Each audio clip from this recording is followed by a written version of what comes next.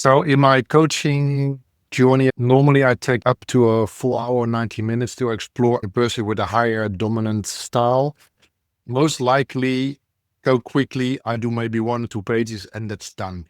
A person with a tendency more blue, more on the details, that will probably take to 90 minutes. There's a reason that I do both the motivators and the disc. And to give you an example, let's say a person has a very high dominant style. That means most likely very direct and straightforward, and he gets shit done very fast.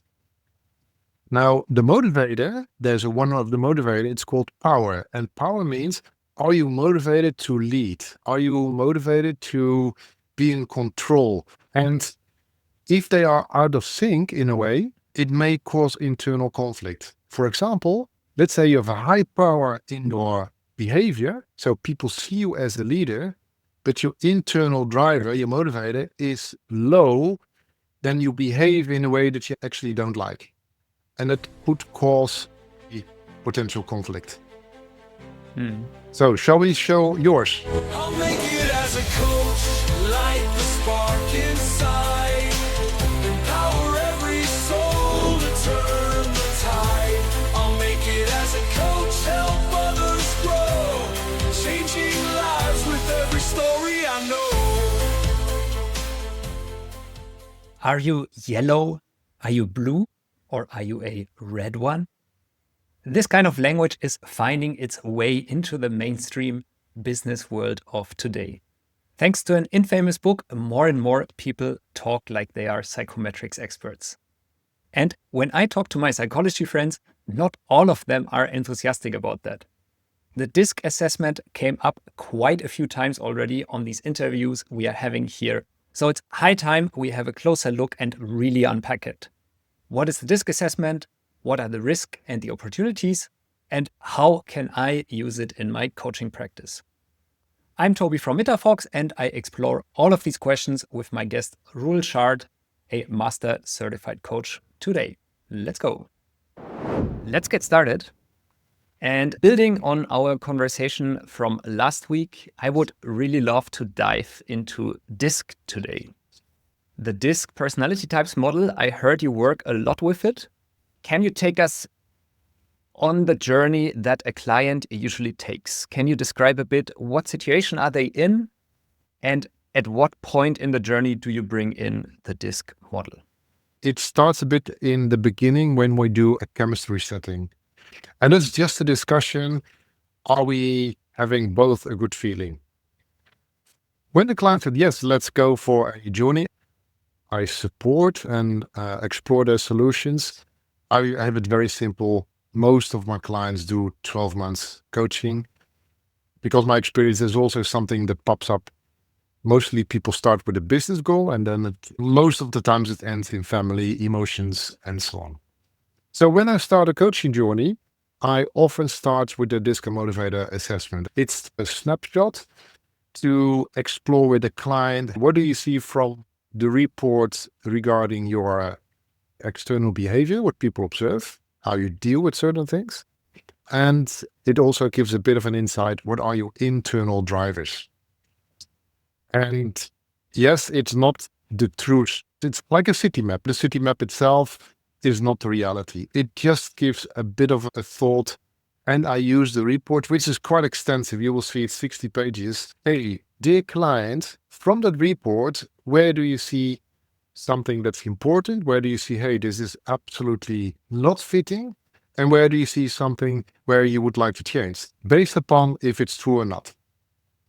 And what I like about the DISC Motivator report is it gives a bit of a direction regarding the behavior at work, but also when people fall into stress. But again, I always challenge the client, hey, is it true? Does it fit? Where does it work? The DISC report is from the 1940s, and Mr. Moulton in that time, he wanted to understand all parts in communication. The first thing he wanted to understand, is a person more a people person or more a task person? Without value, is a person more into the bookkeeping, admin, or is the person more on stage or sales? People versus task. The second direction? Is a person in the communication very fast, or perhaps a bit slower and needs more time to make decisions? And again, there's no good or wrong. Some people are very fast, straight to the point, and some people need more time to think through. The third direction, is a person very open or very guarded? What I mean is, my wife is actually very open, and in 2 minutes, put her somewhere in a group, and in 2 minutes, he knows everything about everyone, and vice versa. And the last direction is a person straight to the point, direct, or indirect, in between the lines. And again, I emphasize on this, there's no good or wrong. It gives a great overview about those directions. Build upon those directions, the DISC report and the motivators. I see an importance in the combination of those. I don't do them separately. 4 styles. And we see it straight in your report. The 4 styles are D. So a person with a higher D dominance, that stands for the D, is often willing to take more risk, more likely on the vision and the bigger picture. And if it doesn't go the way they think it should go, they are quick to anger. So we need persons with a high D because they get shit done. The second style is, it's called influential. And influential people, they often have a high energy, very optimistic, very fast pace, very direct, very people oriented, but more about, hey, look at me, I'm on stage, I'm the cool guy. So that is high yellow.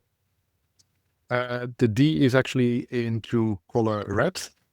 And we also need people with high influential because they bring the energy in the room. They engage people. They are very optimistic. They see the future.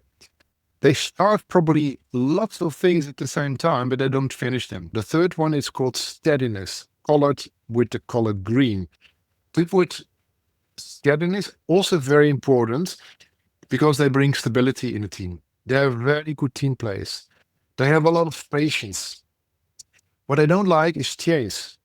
They need more time. They are people person, but on the slower part. So they are not, let's say, on stage, let's go, let's do it. Very good harmony and team plays. Sometimes it happens, and I see it in the report and also in the discussions, when people have a higher grade of stability, green, they're very patient till a certain level. People with high green are very good in hiding emotions, but there is a turning moment when it flips. People with high green are extremely straightforward, almost turn a dominant person. Now we come to the last one, and that stands for conscientious. Color blue people, or let's say conscientious, people with a high conscientious, very task-oriented, they are slower in their pace. They are extremely good with details and quality, so mostly quality management. You will see probably a higher grade of blue. They take things quite personal. If people give them negative feedback, they think, oh, I did something wrong. So give, for example, a person with high dominance a PowerPoint, 3 bullet points, very straightforward, but three mistakes. The blue one will find the mistake. So how do I use it? First, to understand, hey, what is the person who I am in a coaching exploration path? So for example, with a person with high red, I tend to go faster. Same with yellow. If a person tends to be more blue or more green, I'll go slower. If the person is more blue, I will provide them more details and assurance. With green, I'm more patient. So you see, I'm speaking the language slightly in their color. And I noticed that it's even a better connection. Thanks for the overview. And what I noticed is, of course, this snapshot, as you called it, it's a reflection, a mirror for me as a client. But what I also heard is you are also using it as a first indicator for how to design your coaching. We are now in the beginning of the journey, yes. And you learned about the client. Well, they probably prefer a fast or a slower pace, and you will then adapt your coaching style throughout the journey also accordingly. Yeah. I give you one extreme example. One of my clients, extremely successful in the UK, in London, And we go through the reports. His two styles, so at work and also when he experienced stressful moments, were very high dominant, so red. And I thought, okay, I don't have that level of red. He was scoring a level 99. It's just how much energy he put in that particular style.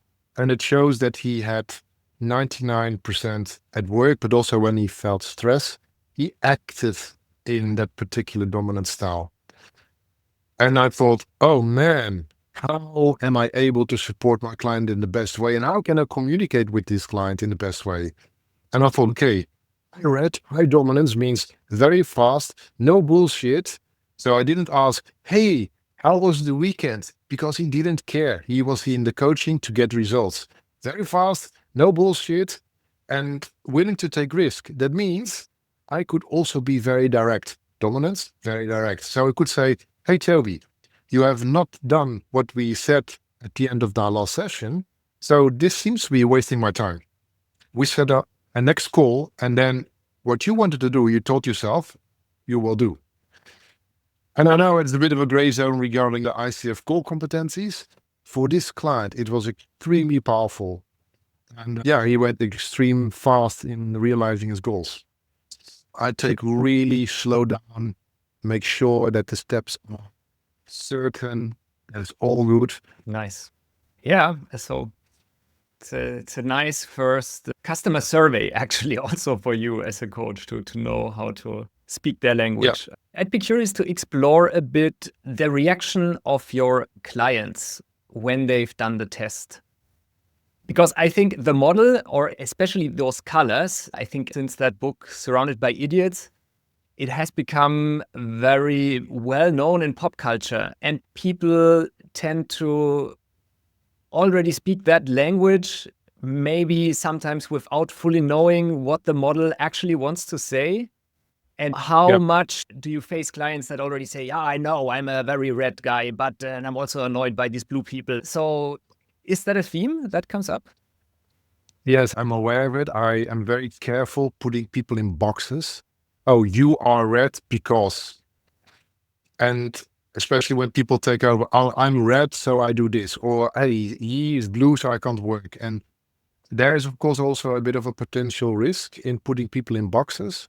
And how I use it is really exploring what would be helpful for him.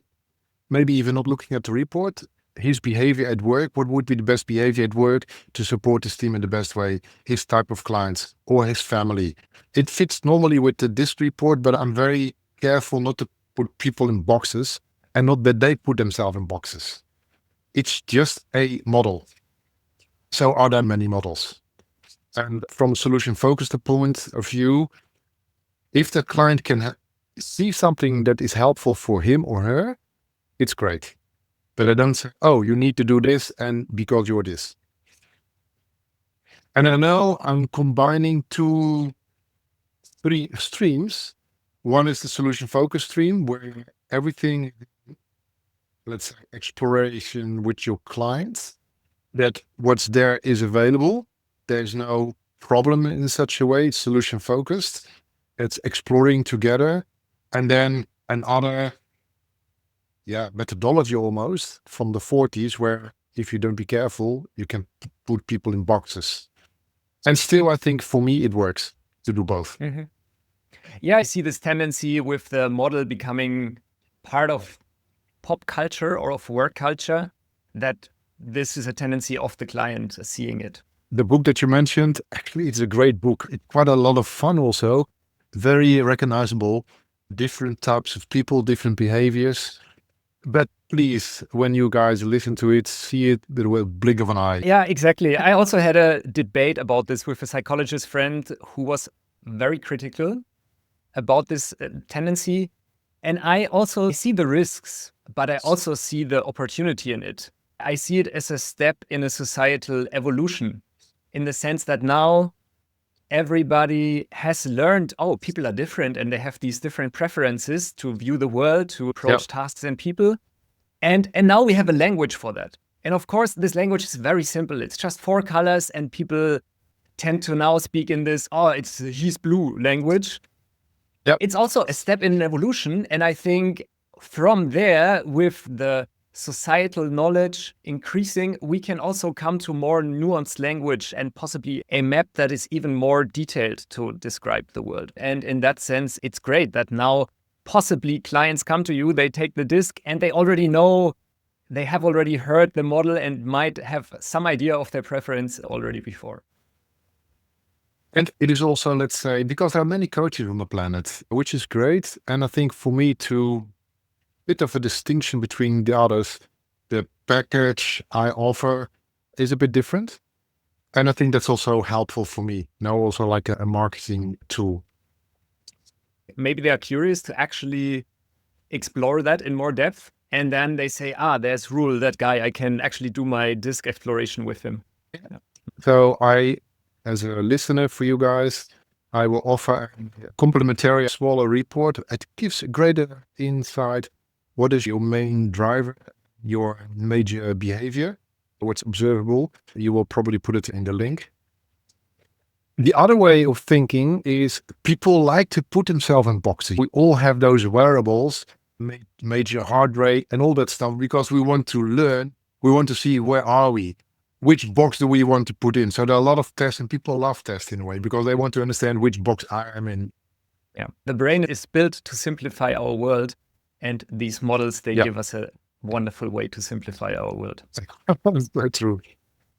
Okay, I would love to explore a bit how that looks like. So you said there's leaders, they come to you possibly with a business goal, and then you start assessment. And maybe we can already at this point actually dive into this very practical example instead of talking about it, actually doing it. Because before we had this conversation, before today, you had sent me an invite to do the DISC and the Motivators assessment. So I filled out the DISC itself. I think what I did there was I was asked the question, which of these adjectives does appeal most to you? And then I had a set of 4 adjectives and I selected the most appealing and the least appealing. Yep. That was the entire DISC assessment, a bunch of these questions. And then Motivators assessment, what I did there was ranking statements. So for example, there was like, which news article headline seems most interesting? And then actually was ranking up to 10 statements, like this is the most attractive, this is the second most attractive, and so on. And that's also a relatively typical path that I would go through as a client of yours, right? Correct. So in my coaching journey, as you said it at the beginning, normally I take up to a full hour, 90 minutes to explore. And again, it depends on the color. A person with a higher dominant style, most likely go quickly. I do maybe 1 or 2 pages and that's done. A person with a tendency more blue, more on the details, that will probably take to 90 minutes. Most cases. It's not put in stone, but it's most likely how it happens. There's a reason that I do both the Motivators and the DISC. And I'll give you an example. Let's say I show you in the report, let's say a person has a very high dominant style. That means most likely very direct and straightforward, and he gets shit done very fast. Now, the motivator, there's one of the motivator, it's called power. And power means, are you motivated to lead? Are you motivated to be in control? And if they are out of sync in a way, it may cause internal conflict. For example, let's say you have a high power in your behavior. So people see you as a leader, but your internal driver, your motivator is low, then you behave in a way that you actually don't like. And that could cause a potential conflict.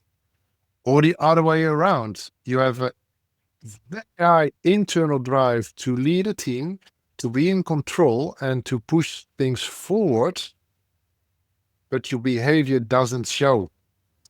That means that your internal drive is high, but it doesn't show, and that could also be a conflict because people don't see you as a leader. There are interesting combinations that I discuss with the client. And even more interesting when we do a group snapshot. That means everyone for a certain team. I had financial company in Dubai, the leadership team. We had 10 people.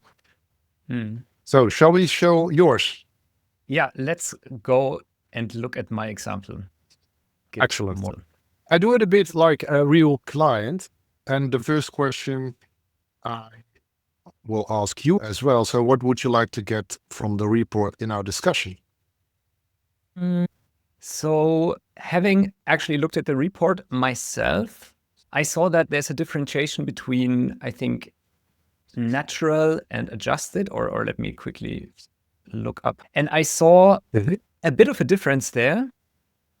Be quite curious to explore that.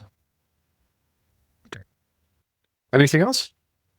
I guess then another very practical example from my daily leadership life, and I also see that a bit in this adapted and natural, is I tend to usually have a good idea of how I believe things should be done.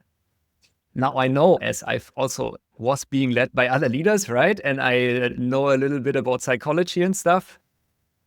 I know that there's no point in me always imposing my will and oversharing of let's do it like this, step 1, step 2, step 3, you know?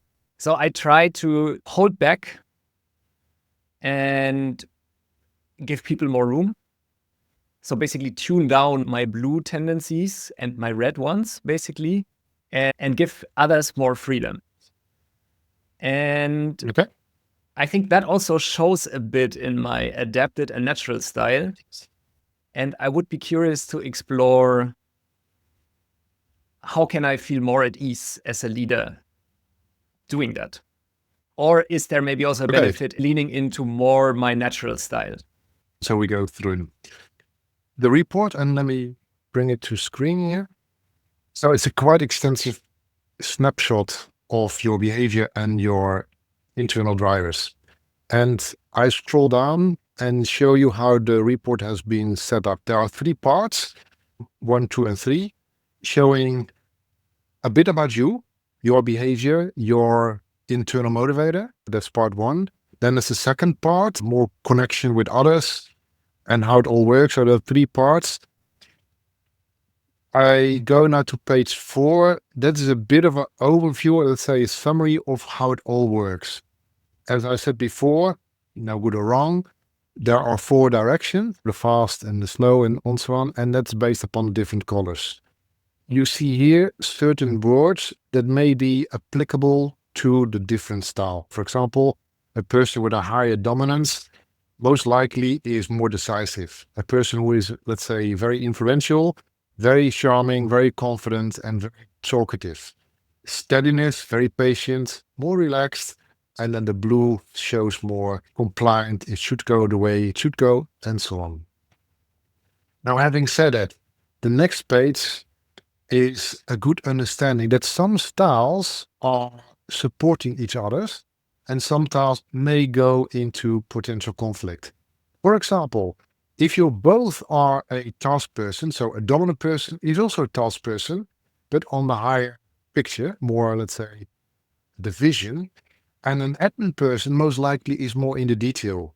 So on the task level, they are actually supporting each other. They need to be careful because the dominant person is way faster and the blue person needs more time. And the blue person probably is more in the detail and the red person is more on the higher vision. But on the task level, they are supportive. We also see that with the S and the I, they are very both on people. However, the S person tends to be a bit slower and more patient and more about team. And the I person is more about himself, more energy and more fast, also direct. On a people person, they both have that connection.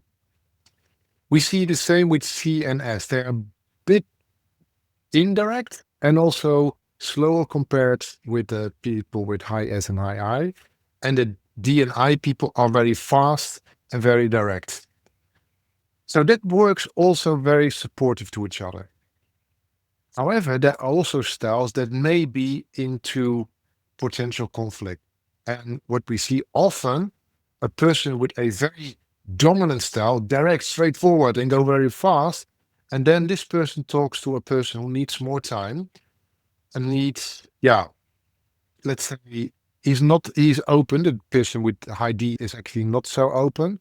And that all the four directions are in contrast with each other. The person with high D, fast, direct, task-oriented, and very guarded. He will not show his chest on the deck. And the person with high S is, of course, the opposite. Please be careful that there is not black-white. The colors are in scaling 1 to 100 or 0 to 100.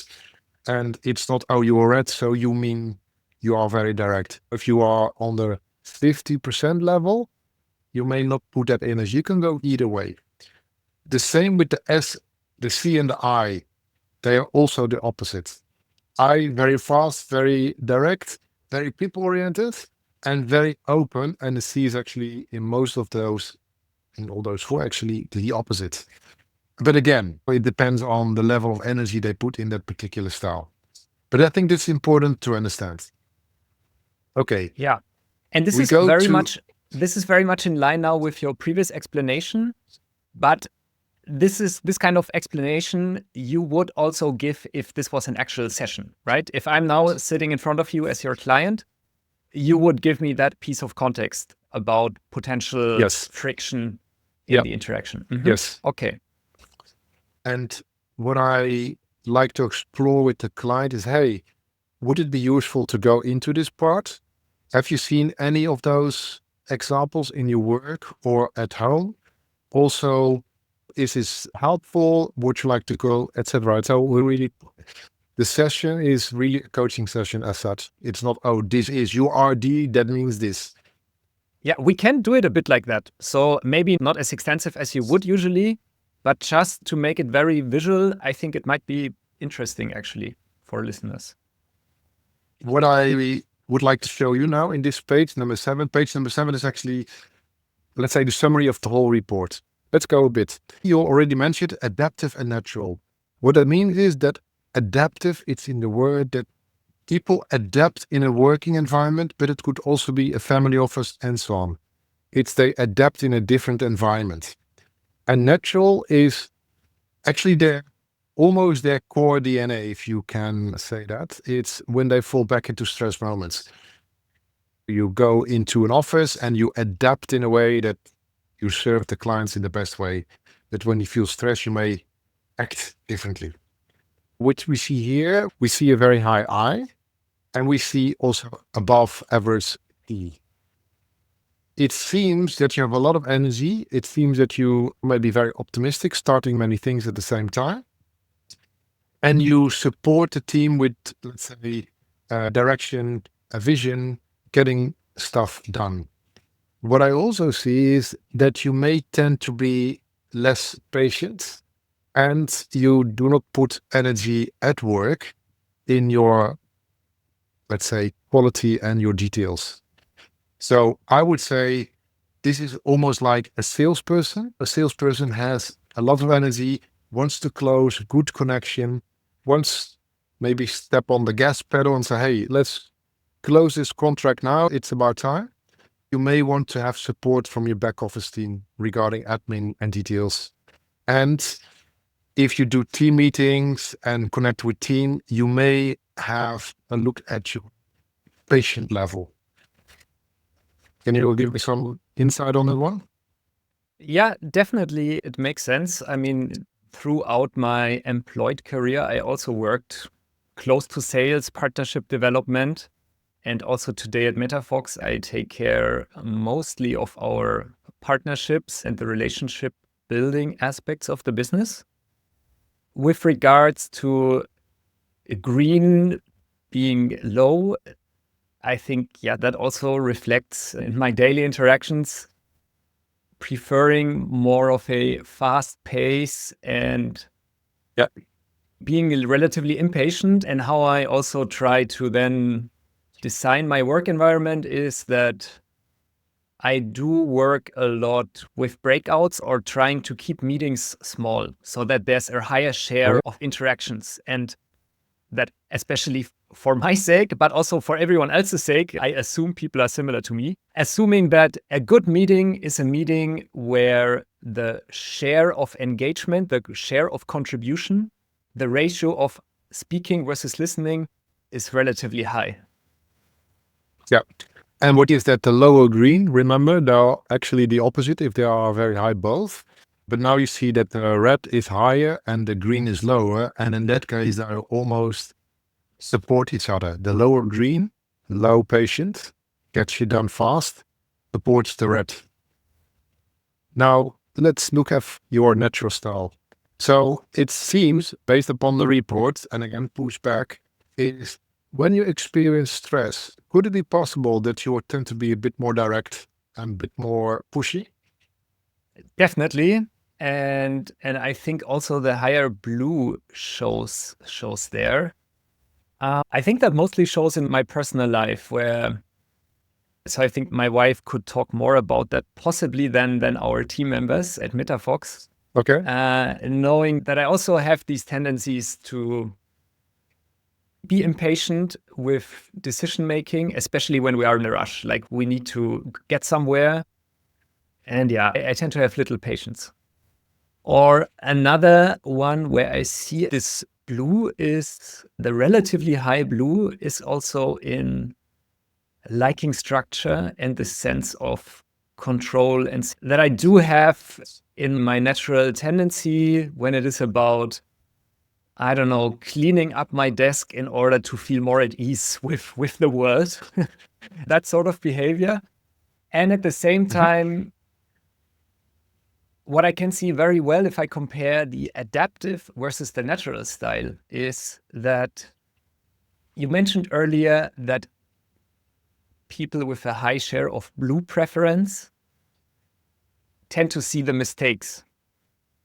I think oftentimes when interacting with colleagues or reviewing work, I do see the mistakes and it pains me, but I also have learned from being in the other person's shoes that there's no benefit in pointing out all the little details that I see. Let's actually keep focused on the bigger picture in this conversation and have maybe the detailed review towards the end. Let's first talk about the big points. So I think there I see very well that I have this relatively high share of blue in my natural style, which then I adapted to because I learned also through painful experience that there's a benefit in tuning it down. You may have a look back at the natural. It's almost a bit of Jekyll and Hyde, if you wish. On one end, straightforward, direct, vision, gets you done. And then, there's another voice. I need to control. I need to have more detail. I need to make sure that's quality. And that sometimes could be counterproductive. You also see that the S drops down under 20, and they are really enhancing. So high dominance and a very low S and patient gets you done fast. You may have a look at yourself, what happens with the team if you're in this state, because you expect it done quickly, you expect them also high quality, you are more focused on, hey, let's move forward, and you may forget the team and push back. Yeah, and listening to you, what I realize is also that this is a source of struggle for myself, like on the one hand, expecting speed, on the other hand, also valuing quality. Of course, in reality, you cannot always get both. Or you can rarely get both. You see it already in my language, how I can hardly bear it. And that is, of course, what makes me suffer on the one hand, but also then what makes the team suffer because I become a less nice person if I'm frustrated with the lack of speed and lack of quality. Yeah. So if you would be my client, I would say, hey, what is something to discuss and explore further as one of the goal settings? So people come into my coaching, they have certain goals, and I would offer, what is something useful in our exploration? And the people say, I notice this when I am stressed, I have maybe a disconnect with the team and so on. And then it's something we can explore. Yeah. And natural and adaptive. We can also do that to some extent, right? Instead of, I think that is often really valuable to sort of doing these small demos and saying, okay, we now wear the coaching client hat to the Yeah. extent that's possible within the time frame. So feel free to do that. Okay. Now we have seen the DISC is showing a bit more your behavior, and they are connected to your internal drivers, the motivators. The motivators, that's the reason why you do certain things. The DISC is how you do certain things. And you see a couple of numbers and color bars. So let me go step by step. The scoring, also from 0 to 100, is just how much energy you put in that particular motivator. So for example, you put a lot of energy in high theory, understanding how it works. You don't put a lot of energy in high aesthetic. So it sounds to me, or it shows me, you're more a functional person. No, it should work, but you probably don't spend hours and hours on colors and shapes and make it nice. I see a smile on your face. What's going on?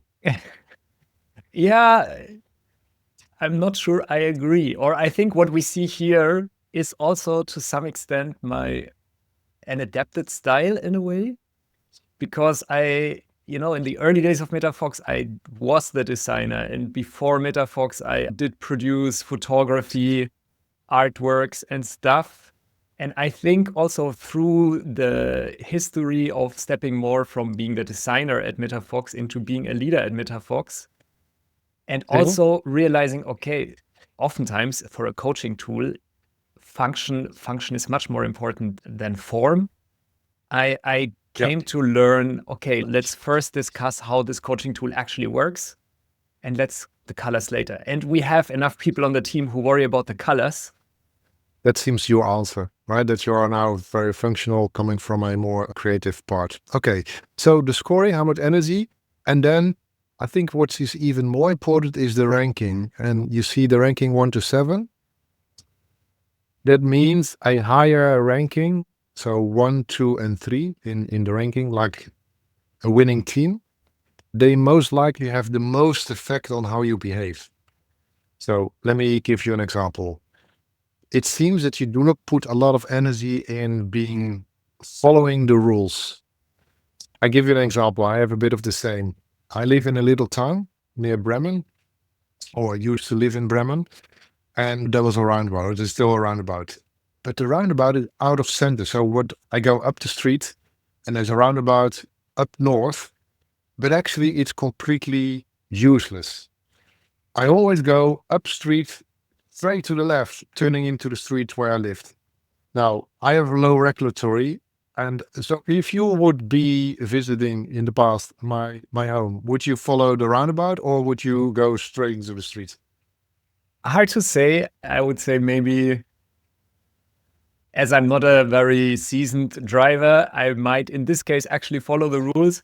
But I can tell you that I think the worst arguments I had with my wife was about when hiking in the Romanian mountains, going off the path. When I would say, look, I can see everything that's going on here. If we can now just switch from this path to that path, going off track for a little bit, we can see everything. There's, from my perspective, no danger. But my wife was very much, no, you don't know the mountains. This path is here for a reason. We follow the path. And I'm saying, it doesn't make sense. It's important that's for a great me. example. Yeah, for rules to make sense, then I'm very much willing to follow them. But I get very much frustrated when rules don't make sense. Actually, that is the foundation of the regulatory. If the rule does not make sense, you don't follow it. That's low regulatory. So it's spot on, by the way. Okay, let's go to the next one. Study theory. So you put on one hand high energy, but it also has quite an effect on what you do. So could it be possible that you're really motivated to understand how things work? I love learning. Yeah. And so you love learning, it shows. If we want to put you in a box. Okay, low aesthetic. High aesthetic is high creativity, but you already said now in your new function, you have people doing the more creative part. You like it work, so that fits.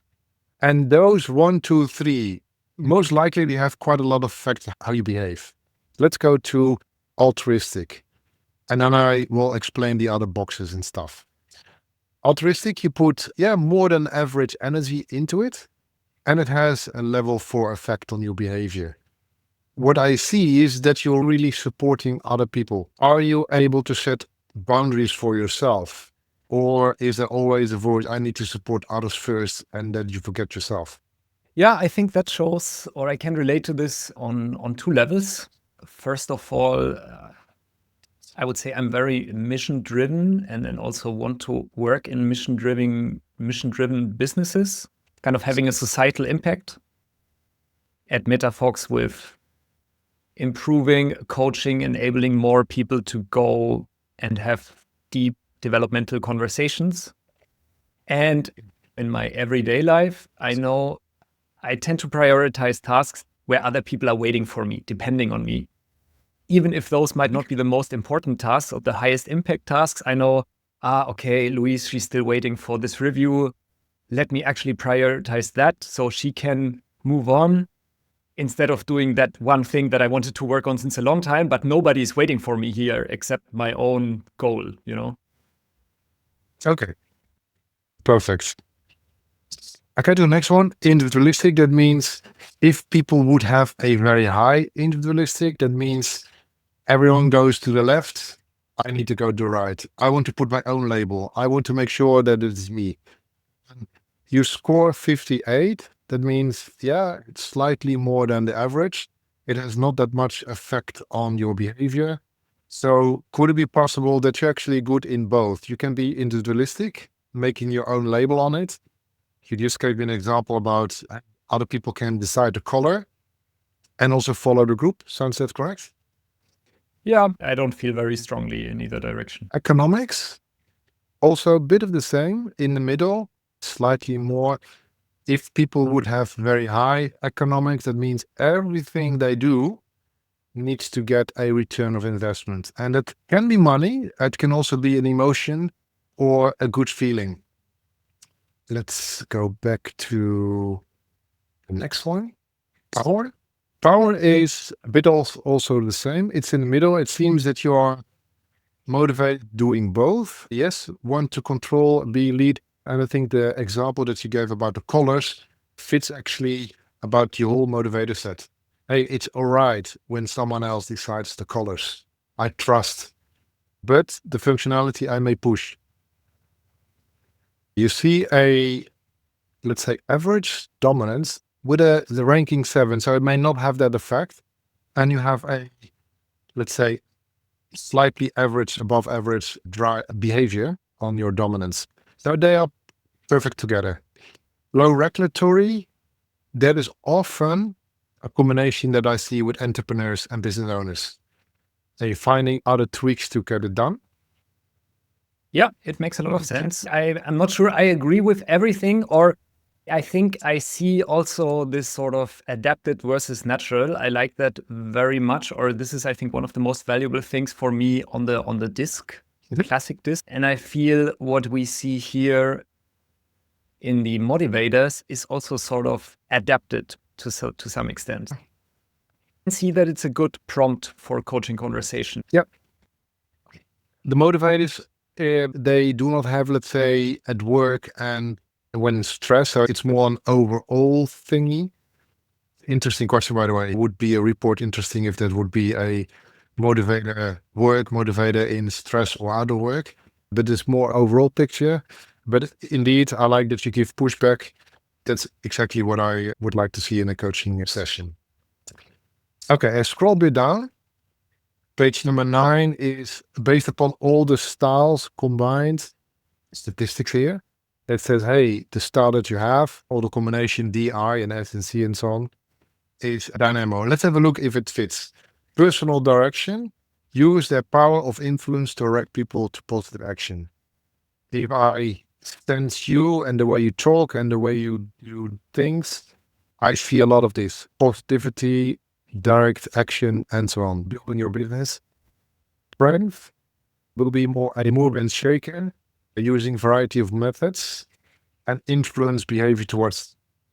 That's what I see. Is there anything from this overview where you say, hey, this is absolutely nonsense?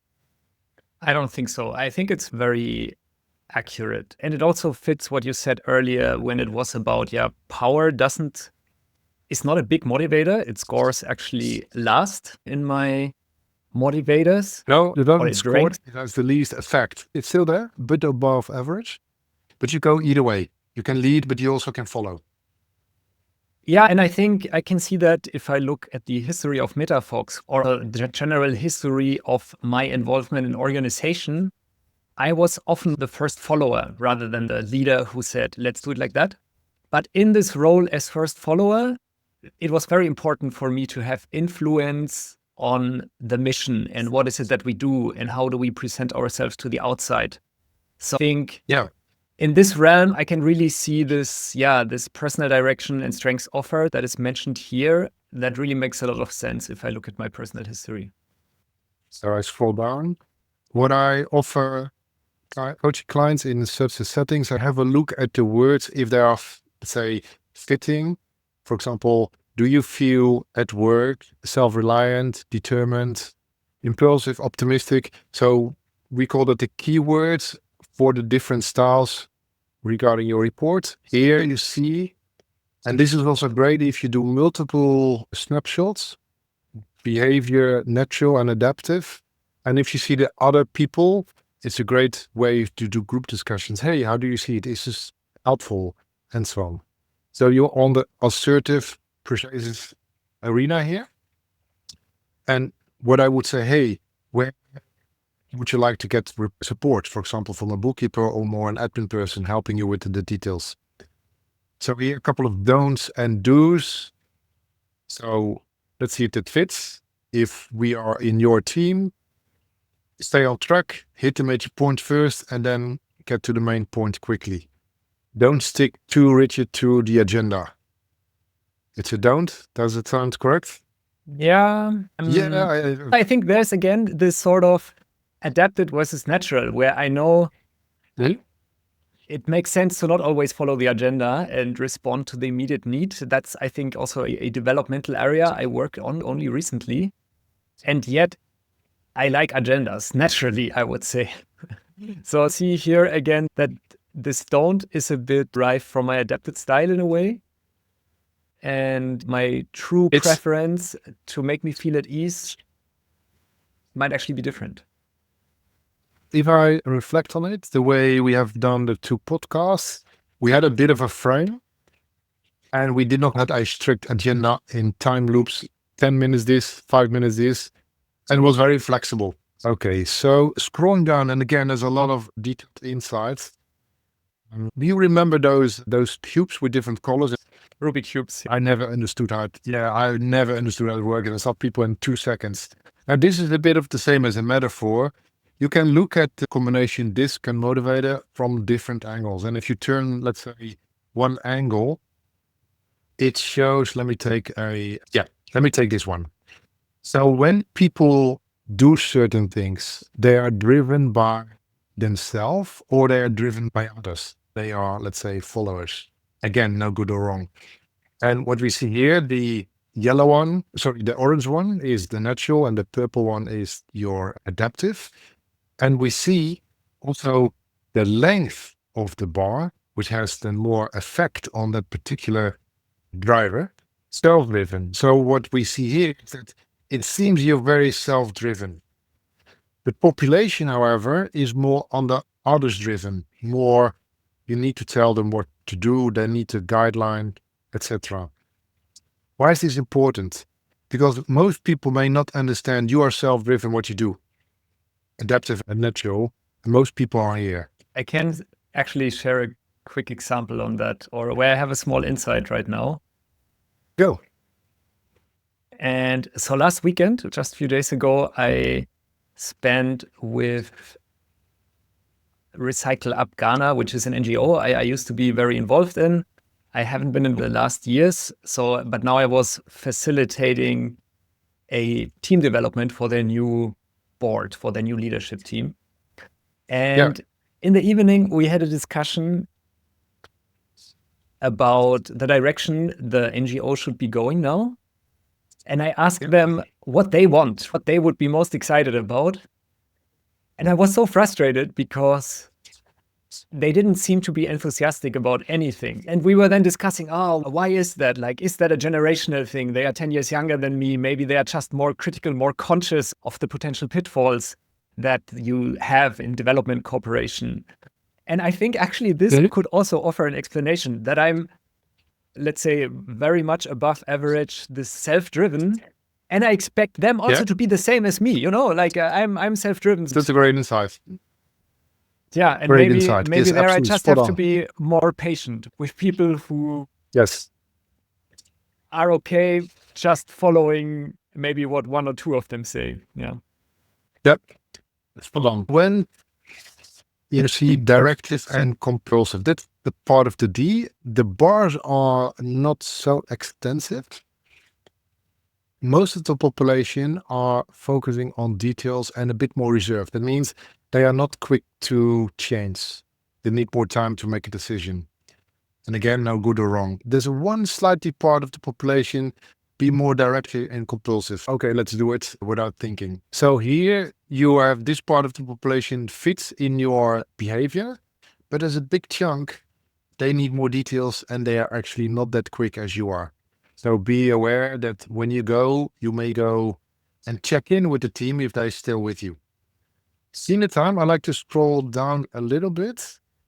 There's still a lot of details. These pages, and I'm talking about page number 20, actually almost from 25, that talks about even more detail regarding the internal drivers. I always say from all those pages, go through the report and highlight just one line. Don't go into detail, but just scroll it. And I would say go in 3 questions. Is this important for you? Is this total nonsense? You think, hey, that's not me. And is this something that you like to work on with me as your coach? The fun part, however, is part number 3. And that means how can you learn to adapt your own communication style? If you go to France, you speak French. If you go to Spain and you speak Spanish. You are using the platinum rule of communication. I can get away with English, but if you speak the language locally, it's even better. And you will see, okay, if I have a client and my client is, let's say, high dominance, how can I communicate with this person? So, like change, personal choice, I want results, I go fast. That's how I want to communicate. If I talk to a more, let's say, stability person, then I need to show proof. I need to show interest in the person, not at the task only at hand. Very important. The person with green needs more insurance. That is all right. Take your time. It will be the right decision for you. And with blue, I need to really do my homework. If I have a flyer and I want to discuss a potential solution for my client, and my client has a tendency for blue, I need to be better doing my job. I need to be really focused on the details and quality, and I need to be absolutely perfect. If there would be mistakes, then the client is disconnecting. If I would ask you as a client, what was one thing that stood out, one thing that you like to work on? I liked that last bit, being able to understand others and adjusting your communication towards them. And I think there's this one quote that I've read, I'm not sure if it was in that report or somewhere else, that is, we're always told to treat others as we want to be treated, which makes sense, right? It sounds nice. But it makes a lot more sense to treat others how they want to be treated. Yes. And that is what this model enables you to do. And where I also see the learning for me, because I've done many tests. I worked with MBTI in the very early days of my personal development journey. I worked with a lot in the last years. So a lot of I learned here about myself. And the things I learned about myself. And therefore, I would also say most of the things that I can hear about myself, they make sense. But it's also not groundbreaking for me at this stage in my development. But I think this element of actually use the simplicity of the model to not box people, but understand Mhm. others better, and then adjusting my Yep. behavior, my communication towards them. Yeah. I really enjoy group discussions with DISC and Motivators, and especially those aha moments. Oh, now I understand how I behave and also towards someone else in my team, especially the green and the red and the yellow and the blue. That's always a lot of fun. You're right. There are many great tools. They're all perfect. And it's like how you use it. If you have a hammer, it's just an overview. It's a great opportunity to start a coaching conversation. And again, I'm aware that I put the solution focused mindset into a box thinking mindset. But for me, it works perfectly fine. I'd love to understand a bit more, how would you use this in a coaching context? So if you have seen now my report and in our conversation, what would you derive, or how would we now get to topics that we want to work on in the coaching setting? Yeah, so the first thing that we explored, hey, this is what I see in my leadership approach. That would be, we went very fast, right? So normally it takes longer. It would be, okay, what are the things that you like to work on? Where do you think this is total nonsense? Where is it important? And I would explore with you those little things to explore in a coaching session. Besides your other goals that you have, business, family, communication, and so on. Always in a partnering way. It depends on the client because it's quite extensive, as said. Is there anything else, seen the report and based upon the discussion we have, would he or she likes to do something else with it? Yeah, that's it in a nutshell. I do offering it to teams because it gives more insight in the whole team connection. I offer, because I'm accredited DISC trainer, and what it means is people can get themselves certified and then get their own DISC portal and help their clients or their staff. Let's say for the 5%, I can offer you 10% discount on the total package. And I also like to offer your audience, one is the, let's say, complimentary DISC report, which is free. They can use it. If they say, hey, that's very interesting, I like to get the full extensive version combined with, let's say, 90-minute coaching. I use it with coaches for certification, for clients for exploring their behavior, and teams to get a bit of understanding of their communication together. Great. So if I'm a coach, then I can click the link that we put in the show notes. I can try this a little bit more complimentary that I would usually get from you. And then I can also reach out if I say I want to even become certified with DISC, then I can also reach out to you, Roel. Yeah. Awesome. And the cool thing is, if you decide to do the complimentary report, you don't need to do it again. Great. And with regards to how would you work further with this, I think you also said, yeah, I would ask the client to really go through the report and point out what sticks out for them. What are the elements of the report that seem to provide insight, like the small insight I had now with this. Actually interesting, the self-drivenness, that is something where I had sort of a friction-full conversation just this weekend. Maybe that could be an explanation. And what can I do now to connect better next time with these sort of people? Yes. And then the coach solution coach, hey, would it be something worth exploring? Yes or no? Push back if not. Yes, I like to explore. Perfect. What would be the best outcome of the next call? What would you like to hope from that insight when you like to direct and maybe need more patience with others? And then becomes just a normal solution-focused coaching approach.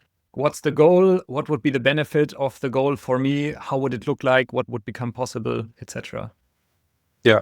Working now as a solution-focused coach, I really explore together with the client, where would they like to go? What would they like to get from it? If there would be a solution from a potential issue, how would it look like? How would other people notice the difference if, for example, you, Tobi, be more patient with people who need more time? How would you notice the difference in yourself? What would it benefit for the team? So pure solution-focused coaching approach. Yeah, that sounds very intriguing, but I think That's maybe something for another episode, or for the episode that we've done with Kirsten, where we went really in depth into solution-focused coaching. Yep. Cool. Thanks so much. Is there anything that you would like to share that we sort of brushed over today? Yeah, so for your audience, if there are coaches, keep your own coaching style and make sure that this is not the reality. I really emphasize on it. It gives great insights if the coach and the client agree on working on it. People like put in boxes, funny enough. They like to get certainty. Oh, I'm here and here. So that's a bit of the paradox. So I find my style helpful for me and my client. And that's also that I get certain type of clients. I don't get other type of clients because they fit to me. These are the closing words from Roel Schaart for today. The map is not the territory. All models are wrong. Some are useful. This is how I would summarize his call for caution in working with all kinds of assessments by myself. If you nevertheless want to try DISC, the best point to start is probably taking the assessment yourself.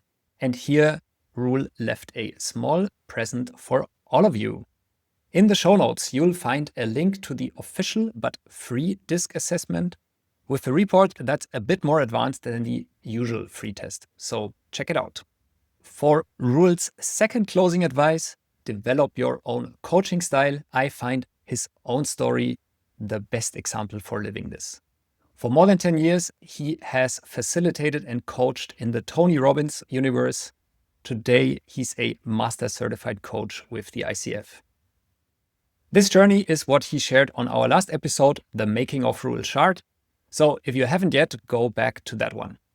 I found it quite an entertaining ride between what coaching means in different bubbles and how he, and maybe we, can pick the best of both worlds. That's it for today. Thanks for being part of The Making of a Coach. I'm Tobi from metaFox. All the best until next week, and bye-bye.